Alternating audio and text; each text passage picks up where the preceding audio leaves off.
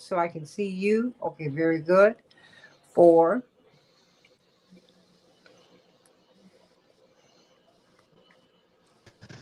Hey, everybody. Welcome to the Santita Jackson Show. Happy Labor Day, everybody. Hope that you are having a splendid holiday, or certainly by the time you hear this, I hope that you will have had a splendid holiday.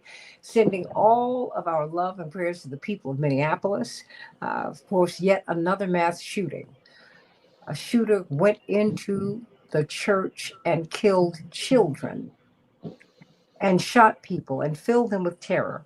When will we learn, Pastor Patch? When will we learn? And it's the guns, sure, but really it's us. We have a violent culture. And if it's not the guns, it's going to be something else. So we have got to really take a look at ourselves and just really understand who we are and understand that we have got to change and not get better, but get right. Get right. All of our love and prayers go to the families. Uh, but we've got another storm out on the ocean that's moving this old way. We're looking at a police state, a burgeoning police state in the United States, and we are waiting for the arrival of federal troops in Chicago. And Chicago has had a storied history with the police that is almost unique amongst American cities, big cities in particular. And so we need to talk about that. What will that mean? Because now our mayor, Brandon Johnson, has issued an executive order standing up to President Trump and really the oligarchs who are behind this. There's a wonderful story report in The Lever that talks about um, the financial interest driving this decision. Indeed, the Washington Post talked about this coming from K Street. Many of our leaders, K Street in Washington is where the lobbyists are. Everyone talks about the lobbyists, but you really need to talk about whom the lobbyists work for. The lobbyists work for big business. They work for Wall Street. They work for the oligarchs. They work for the oligarchy. And they have come together, uh, pressing for more of a police presence, not just in Chicago, but all over the country. And you got to analyze what's going on here, everybody. On top of a $1.5 to $2 trillion debt every single year that the United States government is running, the big beautiful bill is going to put us on the precipice of $40 trillion of debt. It's unsustainable. And the cuts that were given to working people. Working people. SNAP, WIC, Medicare, Medicaid, you just keep on going down the line. Everything was touched that people need, with the exception of the military. As Reverend Jackson says, how many of you need a bomb today? Think about that. How many of you need some bread? Well, everybody. So let's talk about what's going on. What will this mean should these troops, and it looks like they are going to be deployed in Chicago? What will this mean? Chicago is a different kind of animal, everybody. It's not Washington, D.C. It's not Washington, D.C. It's a little bit different. I'm not saying it's bad. I'm not saying it's good. I'm saying it's different. You know, the heart of union organizing, um, the northernmost post of the civil rights movement, it's all here in Chicago. This is what we do. Politics in Chicago and for Chicagoans is like another sport. We've got the Bears, we've got the White Sox and the Cubs, we've got the Bulls, we've got the sky, we've got politics, we got the fire. That's what we do in Chicago. And we will march in Chicago. And many people are saying that we should not take the bait, because sometimes many people are saying that they feel like we're being goaded into violent activity that would give the president, prodded by the oligarchs, the excuse to lock us down. So I want to know what your thinking is, everybody, because indeed, this wonderful panel can talk to us about it. Because guess what? They're not going to stop in Chicago. They're not going to stop in Los Angeles, Minneapolis. They're coming. This is going to happen all over the country because they are expecting, according to a Pentagon memo, they are expecting social unrest to accompany these draconian cuts. People are not going to eat, Reverend Dr. Hatch. People are not going to eat. The Yale study says that at least 50,000 people per year at the outset are going to die because of these cuts. Now, that might not sound like a lot of people, but just spread that out over 50 states, not even the territories. That's 1,000 people. That's everybody will be touched by this. Everyone will have exposure. So I want to know what your thoughts are about the deployment of troops in Chicago. Where will this go? Theo Hardeman, violence interrupter. Shapiro Wells, brilliant podcaster. Of course, that's one of the leaders in our community here in Chicago, and Reverend Dr. Marshall Hatch.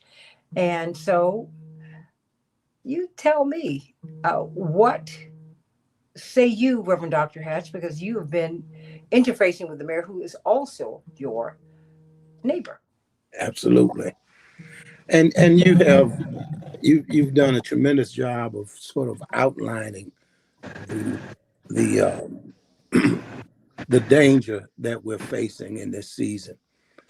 And I do, it makes all the sense in the world to me that the Pentagon is preparing for civil unrest because of the cuts.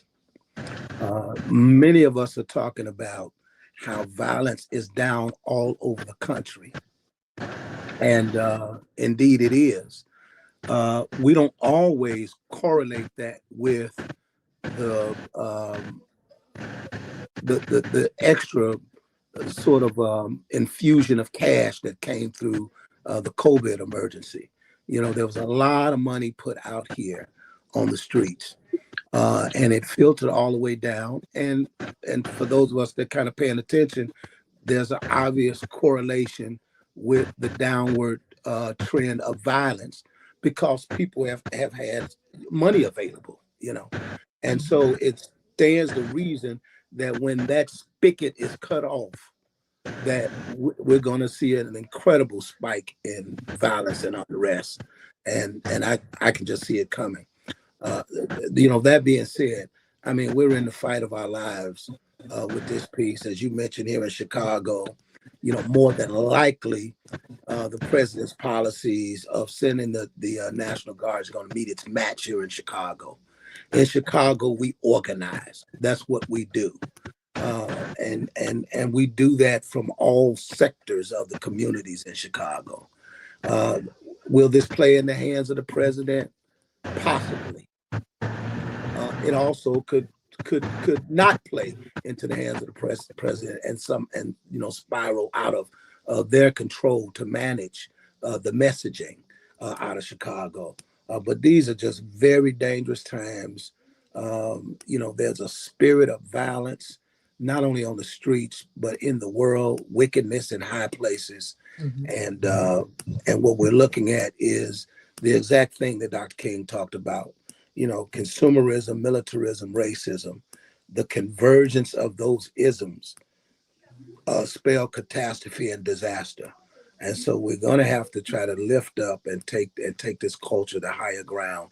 And that's, you know, that's the gospel that many of us preach. You know, that you know that we're going to have to lift our spirits on higher ground.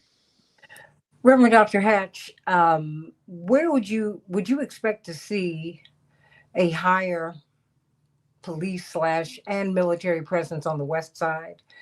It is a community that has been under resourced,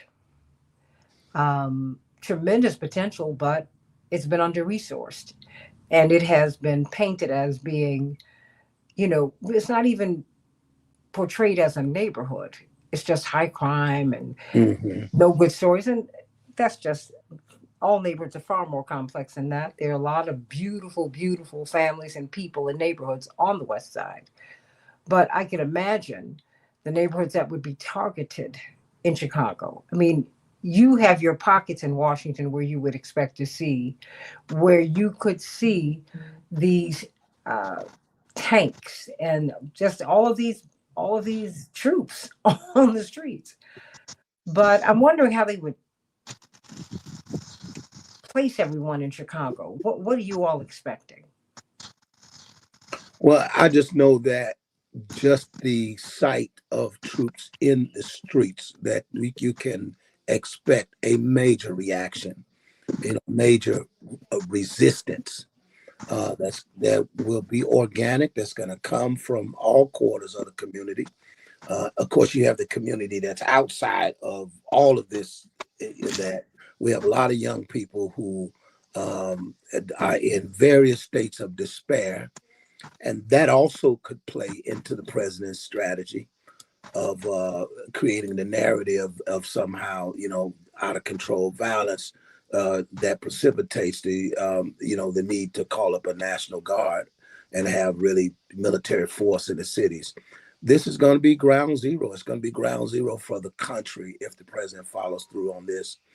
As you mentioned, Mayor Johnson has a home right down the street from where I'm sitting. I'm at my house, and it's worth saying that Chicago's politics, could be more radicalized and progressive than other parts of the country. We had a Brandon Johnson before New York had Mamdani. Mamdani. And so it just, it reflects that there's a very dynamic politics in Chicago. And that might be what the president is trying to intentionally stoke. And he might do just that with with this kind of melodrama of military people in the streets. Theo Hardeman, what are you expecting to see? Well, mainly for me, I'm like 50-50 now, Santita and Dr. Hatch and Shapiro and everybody here. And the reason I say this is because I've been interviewed on CNN over the last 2 or 3 days and News Nation about it. And I'm pretty much straightforward, Dr. Hatch.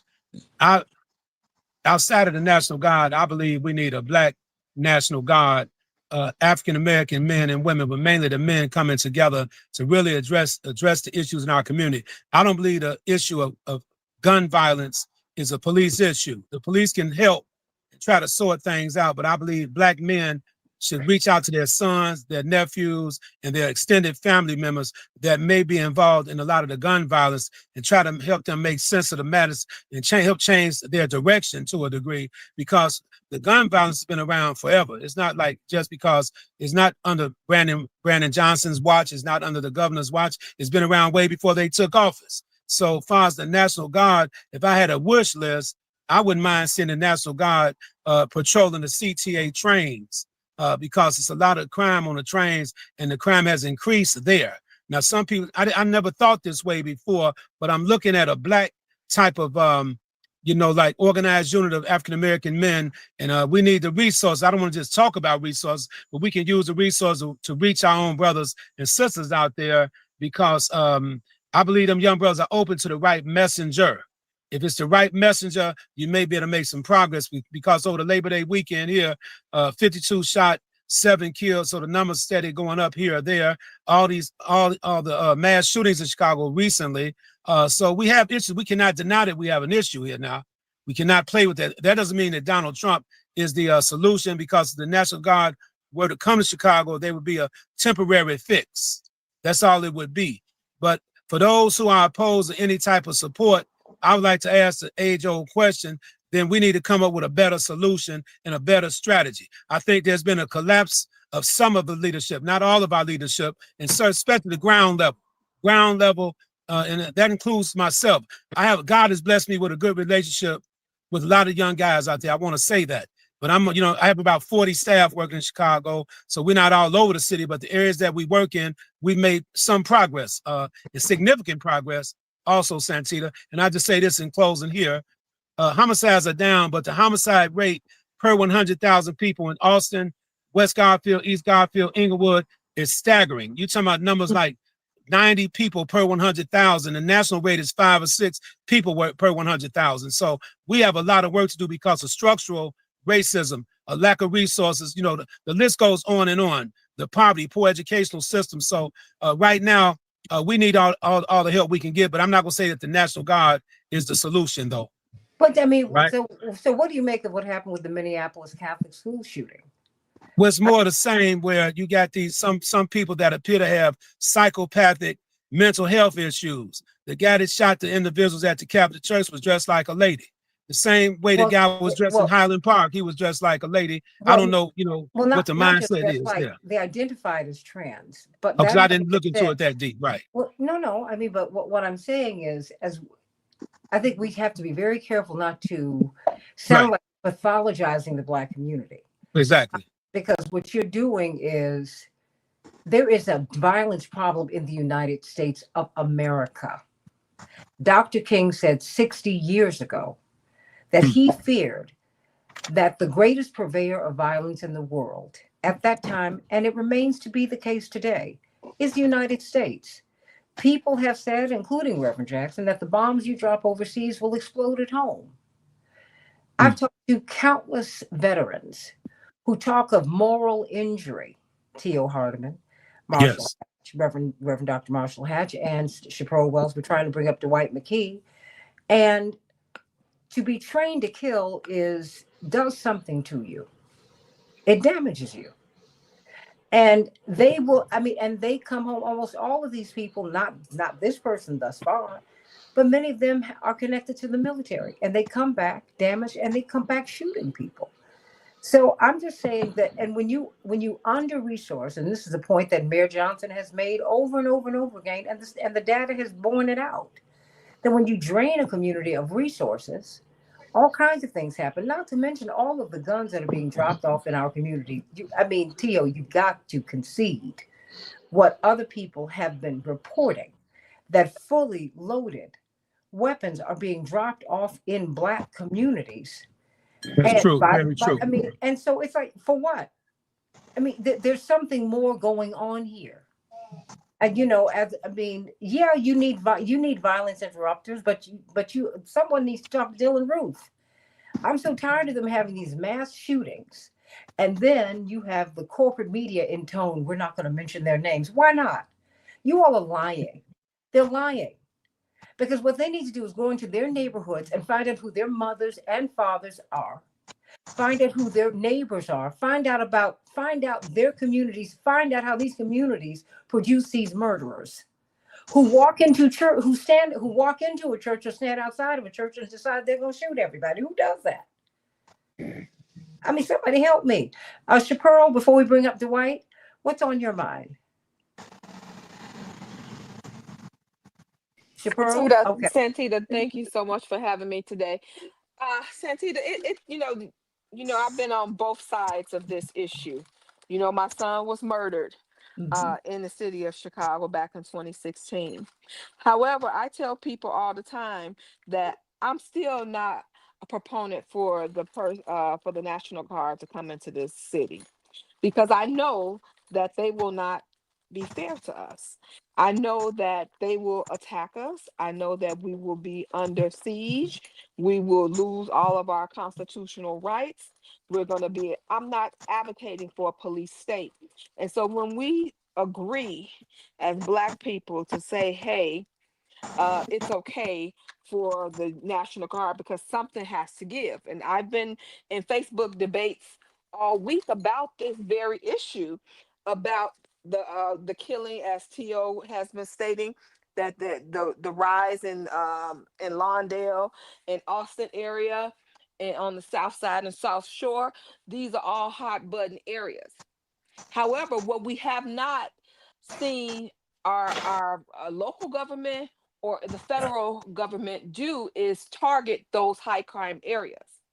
This is not just going to be if the military comes in here, they're going to occupy the city of Chicago, so all over, and we're going to be in a police state, which means that they can pull us over. Stop and frisk is going to be an everyday thing. If you look suspicious, and if you're Black, you're automatically suspicious. They're going to automatically have the right to pull you over, stop your car, have you get out the car without any just cause, because he has declared this as a police state. Also, you're going to lose a lot of your constitutional rights. So for me, even though I've been on the other side as a grieving mom, I still do not advocate for that type of censorship of my rights. I said, because once you allow them to come in and take over, then it's very difficult for you to assume your life back again.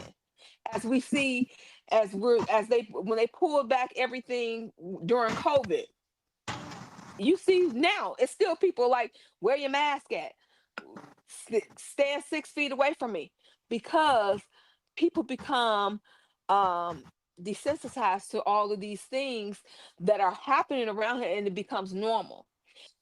What Reverend Hatch said earlier about this will be ground zero, it will be. I have always been in the streets. I have always marched. I will be out there marching against this totalitarian government, because of the simple fact is that I am not going to give you I'm not going to give relinquish my rights without a fight. And if we don't stop them, who will? We see that he has already compromised Congress. He has already compromised the Supreme Court.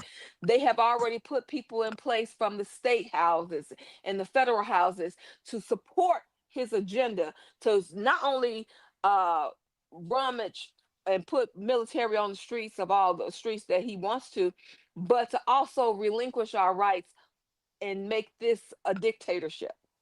I am not for that. I feel that who somebody has to stand up against him. Will it be us? I hope so.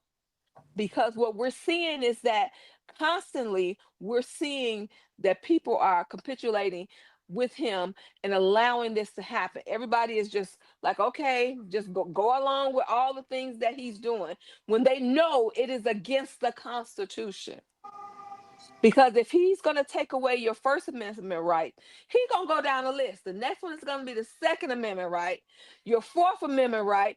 All of these rights are going to be eliminated if we do not stand up against it. So I hope that he decides against coming here, because I believe that it is not going to be a pretty sight. We are well organized here in Chicago. We have a lot of young people who are willing to go on the streets and protest, but we also have uh, some violence may occur, and that's what I don't want to see. I don't want us to be that negative example, but it might happen, Santita. Well, if it happens, typically that is because we have saboteurs. But people, quite frankly, you can look at these town hall meetings, Pastor Hatch and Teal Hardeman. People are frightened, they're scared, and their checks are already being cut. Dwight McKee, we got you now. What's on your mind? Dwight? Dwight McKee? Well, we'll come back to Dwight. Pastor Hatch, when I look at um, these town hall meetings, that's when you see the anger. And these town hall meetings, this is they're in. We see rural town hall meetings. Everywhere these Republicans have met, and Democrats too. It doesn't matter. Representatives have opened up their doors. There are the Furies there. They have already laid out the plans. There's a Pentagon memo that was published. They didn't publish it. They reported on it in the Washington Post, Pastor Hatch. So they already know where this can go, because you know what? This went there during the Great Depression. Mm-hmm. You had a lot of violence. You had a lot of political activity. You had a lot of different political parties. You had a lot of things going on, because you know what? People one day went to the bank and there was no FDIC, T.O. Hardeman, and their money was gone. And yet you saw people living like the Gilded Age. You had the super wealthy, but people were like, oh my gosh, wait a minute, you mean to tell me everybody was starving? Oh my goodness. Dwight McKee, are you there? Okay. Well, Pastor Hatch, you help me to Well, understand. What do you Marjorie Taylor Greene let a cat out the bag about 10 days ago about what was in the big beautiful bill, and that it actually gave, she didn't agree with it, and quoted a book of Revelation text that in the bill allowed for banks to turn your account into digital money. Mm-hmm. And this is a a step on the continuum. You know, first the gold standard went out with Nixon in '72, so there's no, tangible um, gold or metal behind the money, and so you had dollars. Digital money, the way I understand it, means that there's now no longer even paper dollars behind the numbers that are on the screen. And it means that when the cash is cashless, means there are no anonymous transactions. And clearly, we're being set up here in a way that we're all going to be controlled But Pastor by, Hatch, by wait, these to your point, oligarchs. stay right there, Pastor Hatch, because to your point, that means just you are a flick of a switch away from having no money. No money. It's just numbers on the screen. Mm. There's now nothing behind it. They're not even now. Digital money means they're no longer paper dollars anywhere. You know, the paper dollar was a note that meant that there was some gold behind the note Mm-hmm. somewhere. Mm-hmm. And she let that cat out the bag because she disagreed with that part of went down. This is a very dangerous environment that we're in.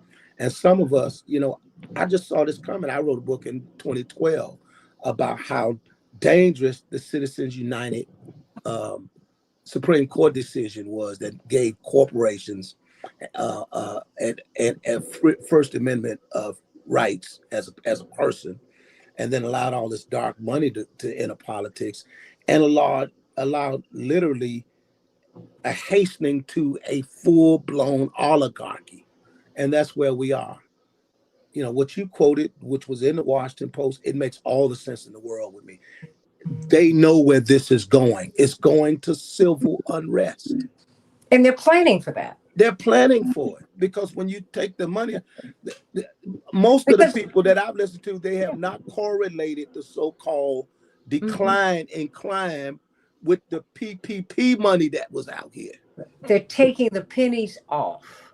Yes. So it's like, wait a minute, wait. All this stuff, it's Pastor Hatch, it's like you all open your eyes. They have already made the plans because you know what? They don't want to govern us, they want to manage us. Yes.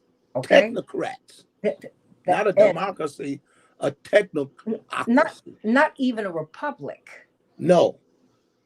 It's like, wait a minute, we're going back to a constitutional monarchy when somebody else is in control of you. Mm.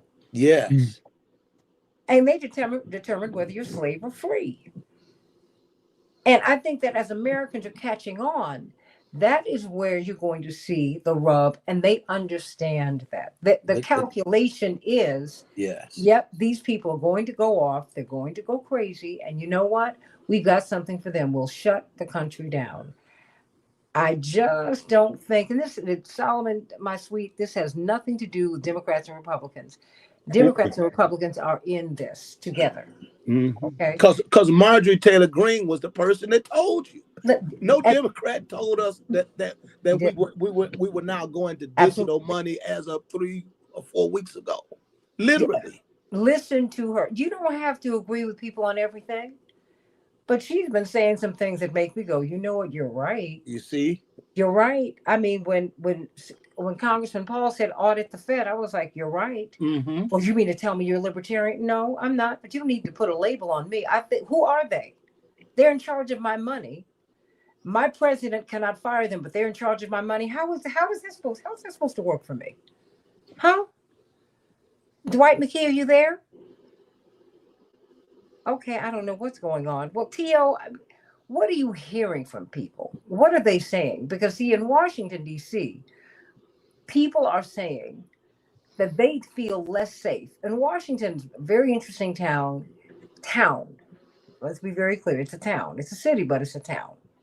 Mm. But it is a center of power for the Western world. You got the most powerful people in the world who are there, and the people who work for them. They are there. And so it is it's very wealthy, it's working class, and it's also poor. It's all of those things in a small space. Um, And yet it is the Black people and the Mm. brown people who feel less safe. They're the ones who are being arrested more. And you cannot tell me that they're committing more crimes. It just, that's not the way that works. They're being arrested more. Yeah.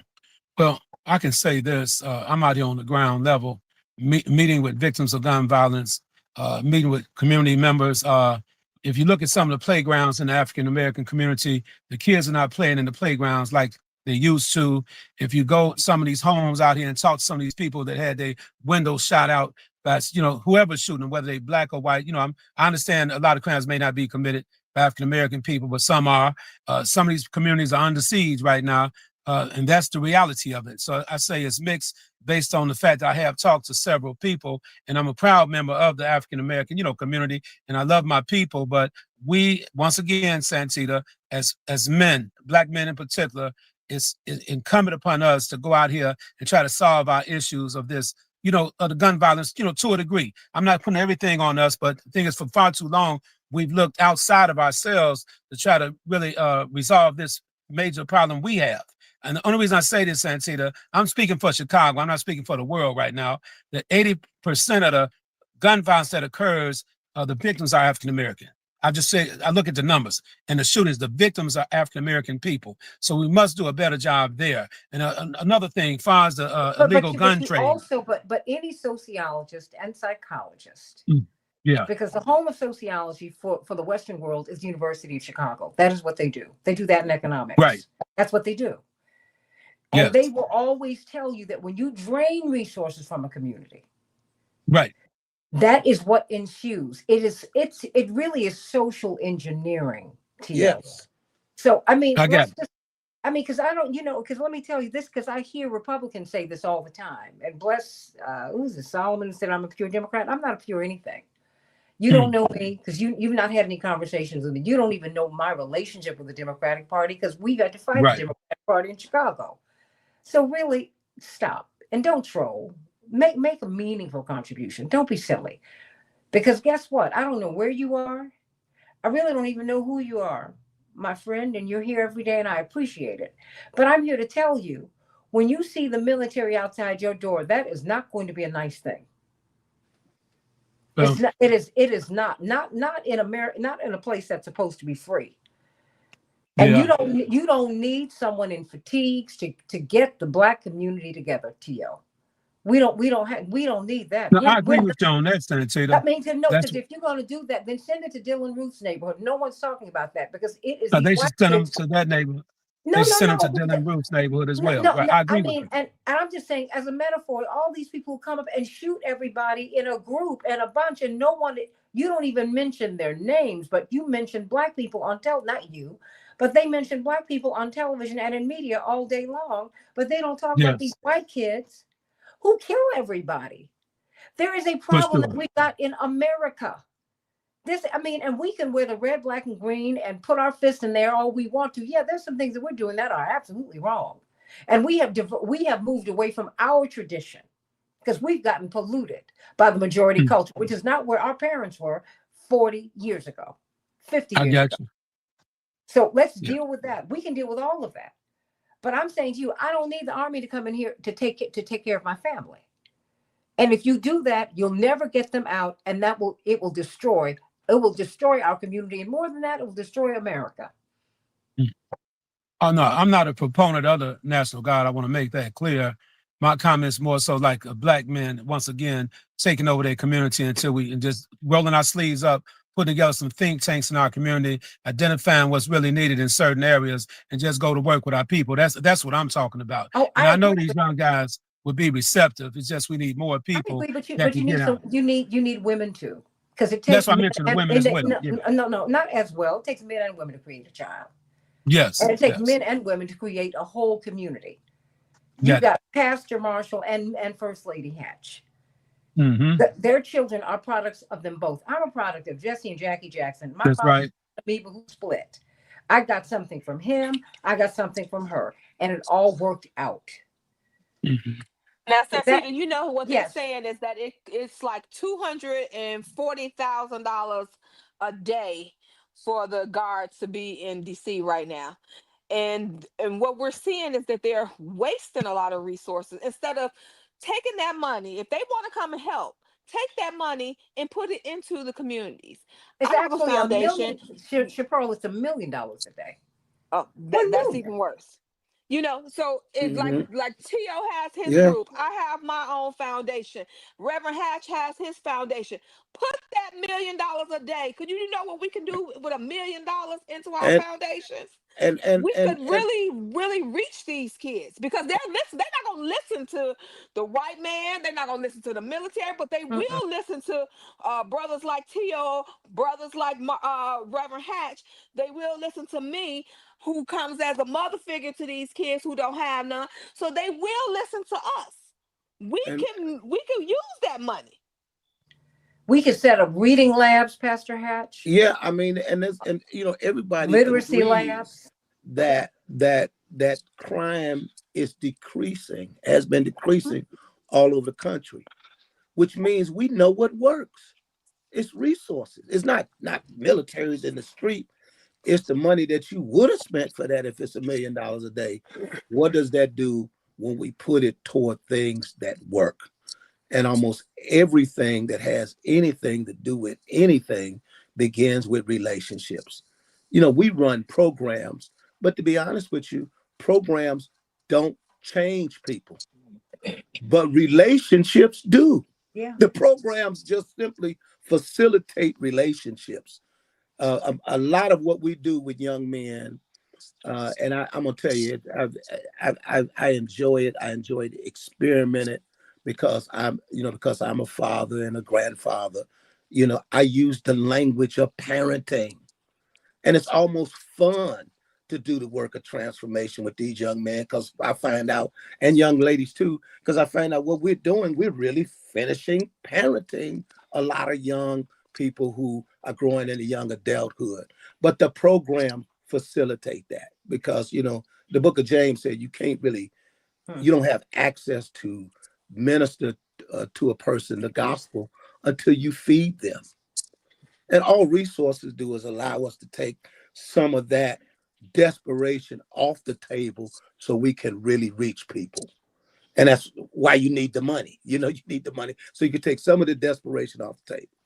And the bulk of our program is based on you need a few dollars. You don't have to do anything crazy. Go by the church. They'll find something for you to do, and you can buy, some Pampers for your baby so that you can, be whole in that relationship. And, but and we call these programs, but literally it just really takes the desperation out of the community so that we can function as a community where we have these intergenerational relationships. It's really not rocket science. And when you withdraw the resources, you create the kind of desperation you just mentioned, University of Chicago. Everybody knows what's going to happen when everybody is desperate in a community. It's the recipe for violence and chaos. And so And we do have to hold the oligarchs accountable. Why are they intentionally creating these environments that we all know what the outcome is going to be? you know what my thoughts are? Because they What? don't want to govern us, they want to control us. They want to manage us.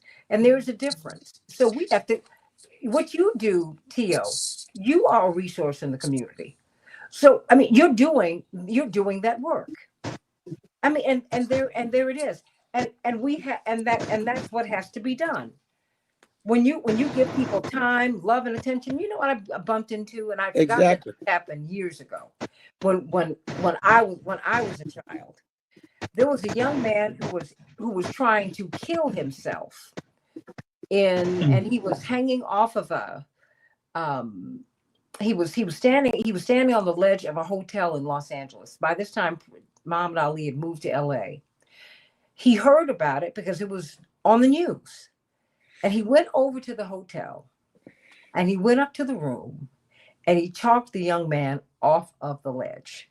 And he Literally. literally, you remember that, Pastor Hatch? And he Yeah. literally picked him up off the ledge, brought him back into the hotel, and then he took him home. Mm. I mean, People need some love Love.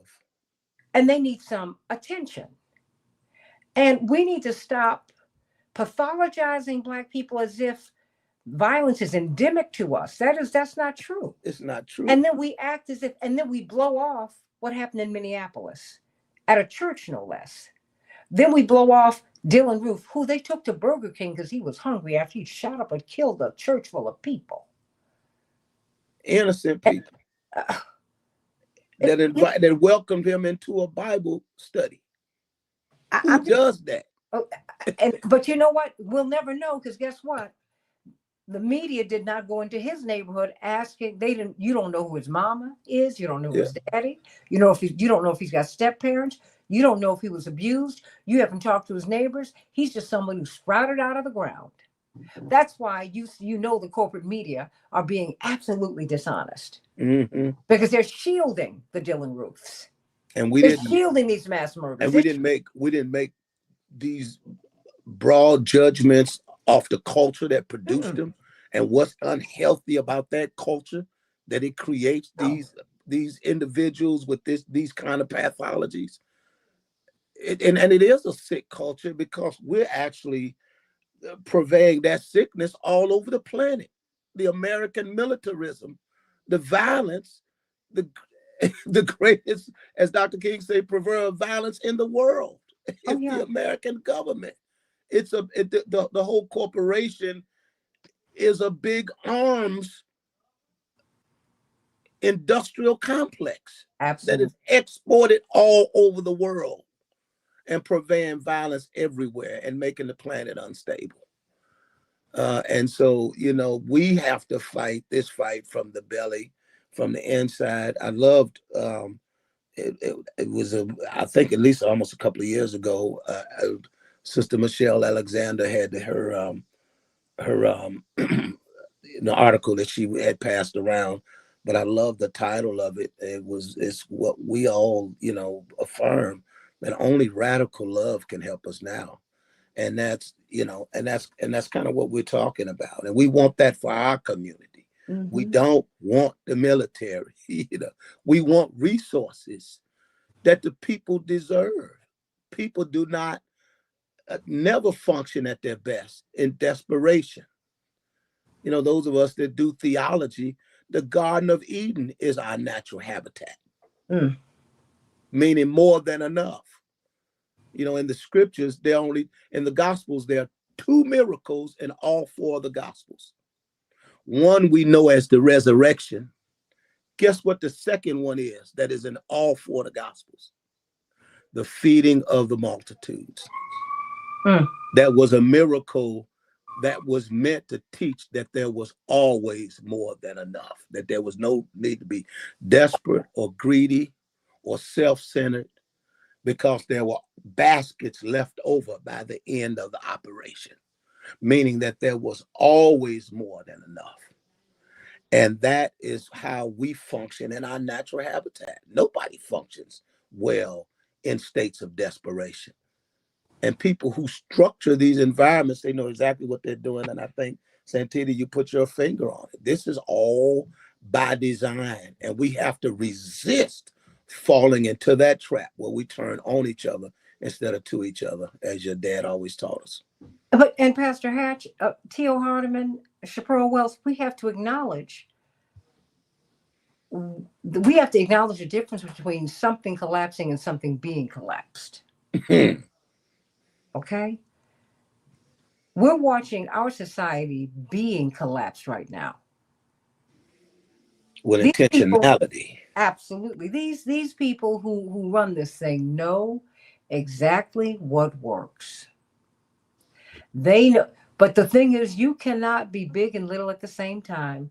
You cannot have peace at home and manufacture war abroad and every place else. It's not going to work. The chickens come home to what? Roost. Okay. What did Miss Seeley say in The Color Purple? Until you do right by me, everything you do. Everything. This is because it's a little bit more than, and the point was made in the chat that even though people drop off the guns, we don't have to pick them up. You're absolutely right. So there's some work that we need to do in our community. But I'm telling you, if you only look at Black people and you don't look all around this society, which is sick. The mission statement of the Southern Christian Leadership Conference, the organization that Dr. King and Reverend Dr. Abernathy and Reverend Shelton, Save the soul of America. what? To save the soul of America. Not Black folks, not white folks. No. They said what? Would you help me to understand what the soul is, Reverend Dr. Hatch? The soul would be the core of the value system. Okay. You know, is it greed? Is it self-centeredness? Is it a callousness to human life that is not your own and your immediate family, your immediate tribe? Is it the dehumanization of other people with isms, racism, sexism? Is it you know, I really, what I'm very afraid of in a prophetic sense of what I think I'm seeing, and that is, I think the ultimate play of the Trump, that whole, the clique of the Project 2025 clique is how wildly popular it's going to be in this culture. When African American youth are taken off the street and sent to Uganda. How popular that's going to be with a white majority that has not reconciled itself with its racist DNA in this country. And I almost think that's like the Trump card that's being held back. And that is, yeah. No, stay right there, because the card that's also being played is his personality. Yeah, this is an 80-year-old man who has more days behind him than he has ahead. He is ankles on his ankles. Well, no, but the thing is, look, he's a human being, and I wish him like well. all of us. I don't want him to be sick, but he doesn't look well. That having been said, he's the front man. I mean, Peter Thiel put J.D. Vance on that ticket. We may wish for Trump by the time we're dealing with a President Vance. But he's a personality. No president walks in running anything. Yeah. The office is not structured that way anymore, y'all. It doesn't work like that. It's not one. Yeah. It doesn't work. So this is a lot bigger than his personality. And most of those, like Peter Thiel, those folks, again, what many of us saw prophetically, you know, these are the folks behind this tap and pay and Zelle system that has grown to be cashless. That's how they made their money. They created PayPal. And they created these instruments to control. And they were working for the alphabet agencies. I mean, Theo, we have to start thinking on deep. We need to think it's much more complex. Yeah. And these people are talking about eschatology in their conversations, you know, as in the end of the human race. This is where these. They asked Peter Thiel, will people be necessary? He hesitated. Did you see that, Thiel? He wasn't so sure. Dwight, we need human beings anymore. Asked him, will people be necessary? He stopped and looked, hesitated, and he looked confused. Yes. Jeff Bezos has already told you that there will be a time that visiting Earth will be like visiting Disneyland. I said, you have these people saying that we have too many people on Earth. Which means they gave up on the planet. They're going to Mars in their minds. They've given up on us, and they're giving us food that we don't even know what it is. This fake meat. Have you? Yeah, and you know what Stephen Miller said as well. He cut the population over half. Oh, I mean, he's not even counting all of the 300 million people here. He said like 100 million. He said like 110. That should be sufficient.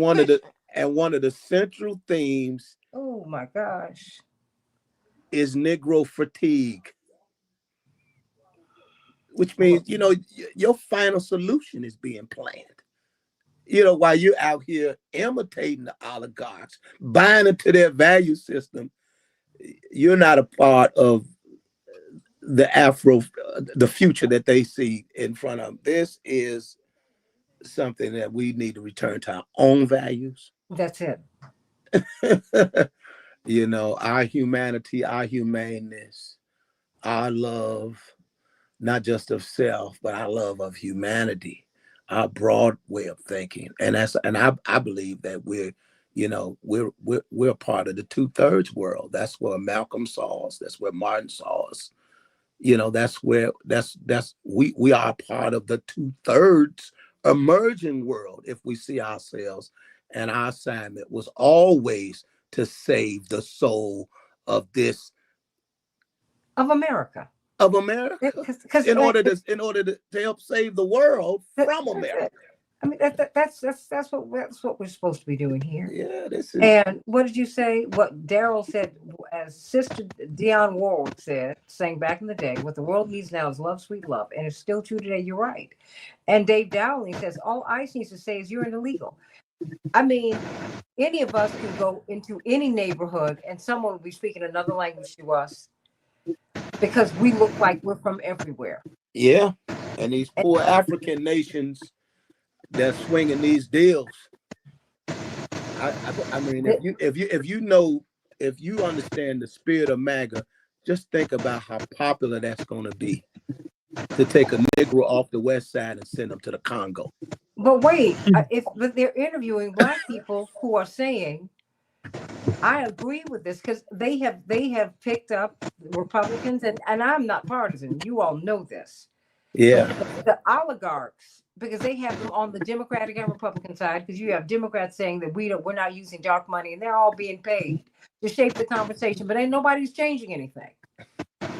Yeah. The Democrats won't even endorse Mamdani. They won't endorse him because he said you should be able to get on a bus and get to work. That your taxes are already paying for. You don't need to pay another set of taxes. I know you don't have the money. You don't even have enough money to pay to go to work. That's correct. Everybody, I literally have a minute, inside of a minute for everyone to make their final statement. Pastor Hatch, I'm coming to you last because that's what preachers have to let you all close it out. But T.O. Hardeman, your thoughts?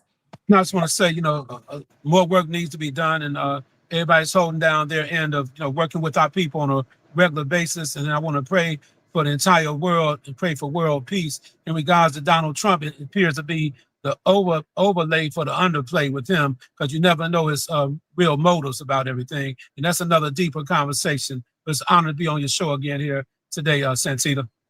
Well, I love you, Mr. De La Salle. That's right. I'm sorry. All right. Gotta mess with I got you. Because I went to public school. Oops. Yeah. Says Chaparral. And me too. That's right, but that's all right. Some of us went to private school, and that's all right. We still love you, Tia, man of the people. That's right. Yes, Santita, I just want everybody to know that this is not about violence control, but more about population control. This is if they wanted to stop violence, they could. They know exactly where these people are that are causing all the havoc in the community. I've heard our police chief say they know every name of every gangbanger. So they could actually stop this if they wanted to, but this is a choice. We need resources in our community. We need people like T.O., people like Reverend Hatch, people like myself to get the resources so we can go out into the community and make an actual difference. And remember, like I said, Stephen Miller said his goal is only for 100 million people to be in the United States. We have over 330 million people in the United States. So where in the hell do y'all think they're gonna put the other one? They're gonna kill us off, or they gonna send us all to jail? Something is going to happen. So all these people, what's disappointing for me, Santita, is I hear a lot of Black people, like you're saying, agreeing with this type of crazy system that is being because they think that it's going to stop the violence, but it's not. It's because that's not their intention, is to stop the violence. Their intention, as you've been mentioning, is to control us, is to do us, and unfortunately kill us. Well, you know what? and they're coming for our children. The same people who they have talking on the news now, they're coming for your kids. Then you're gonna come for us to try and help get your kids, but I won't know where to find them because they're sending them out of the United States. Pastor Marshall Hatch, Yeah, New unbelievable. Mount Pilgrim Missionary Baptist Church. I mean, maybe you need to take the missionary Baptists off that, because see, if we get overseas, we might not get back here. You know, we are in a fight, but we got to believe that we were born for this fight. I mean, Yeah. we've got to believe the same way the ancestors did. I mean, they have their calculations, and they, in their humanity, they can miscalculate. You know, I mean, they can believe that one thing is going to happen when they get to Chicago, but I happen to believe this could be Trump's and the whole project 2025's Waterloo to come here, because Chicago is a well experienced in organizing. Everybody organized in Chicago. Everybody is political in Chicago. Chicago politics ain't beanbag. And so part of us, you know, the West Side part is, if you want to come here, bring it on. You know, Wait a minute, South Side, don't you sleep on where I live. Come on. But that's Chicago. we But gonna fight also, back. but You I know, think that you're seeing the fight back, everybody, when you with look at town organization. hall meetings. Yes, You're seeing Americans beginning to push back. My prayer is that we will come together and fight, not fight each other, but fight for each other. that's right. Because that's going to be the real maturity. Because no one community is going to make it alone. Either we're going to, Reverend Jesse Jackson said, we came over here on different ships, but we're in the same boat now. Like it or not, we are one. And our weapon is love for one another, ultimately. And we are, you know, to build community, and to use the crisis to build community and help it bring people together, and help our people see beyond our pain, and continue to see our possibility. And that is why you always have a Baptist preacher, a pastor, close things out. I have Santita Jackson. We're going to have some more of this talk in the next hour of the Santita Jackson Show. Come on over, everybody. Click the next link. Sending you all so much love. Want to talk about it because this is a plan that is rolling out. Pastor Marshall Hatch, Theo Hardiman, Chaparral Wells is rolling out all across the country. And my mother reminds us that empires, they don't survive past 250 years. We turn 250 next year. And I think that America's got to decide which way to go from here. Okay, Dr. King said it. And so it is. The next hour of the Santita Jackson Show coming up in just a moment. AM 950 Radio, the voice of progressive Minnesota.